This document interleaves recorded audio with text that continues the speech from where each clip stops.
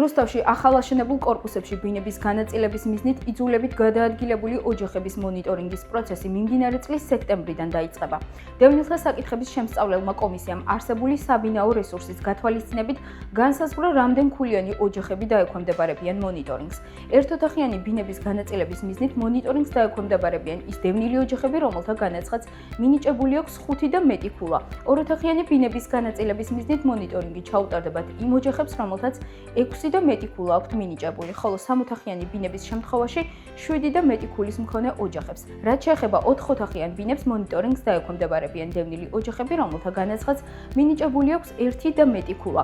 უკანასკნელი თვეების განმავლობაში ბინის მიღების მსურველი 7000-ზე მეტი დევნილი ოჯახის განაცხადის შეფასდა და წინასწარის ქულები სააგენტოს ვებგვერდზე გამოქვეყნდა. სიის გამოქვეყნებიდან 15 სამუშაო დღის ვადაში იძულებით გადაადგილებულ ოჯახებს დამატებითი დოკუმენტაციის წარდგენის შესაძლებლობა ჰქონდათ. შესაბამისი საფუძვლის გათვალისწინებით წინასწარი ქულების ნაწილი გადაფასდა.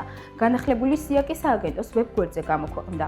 იმ იძულებით გადაადგილებული ოჯახების საცხოვრებლით უზრუნველყოფის საკითხი, რომელთა ქულა ამ მომენტისთვის არ აღმოჩნდა საკმარისი მონიტორინგისთვის, განსახლების მომდევნო ეტაპზე განიხილება.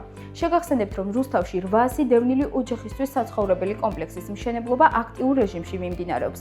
რუსთავში ბინის მიღების მსურველი დევნილი ოჯახებისთვის მინიჭებული ქულები შეგიძლიათ იხილოთ დევნილთა, ეკომიგრანტთა და საარსებო წყაროებით უზრუნველყოფის სააგენტოს Facebook გვერდზე.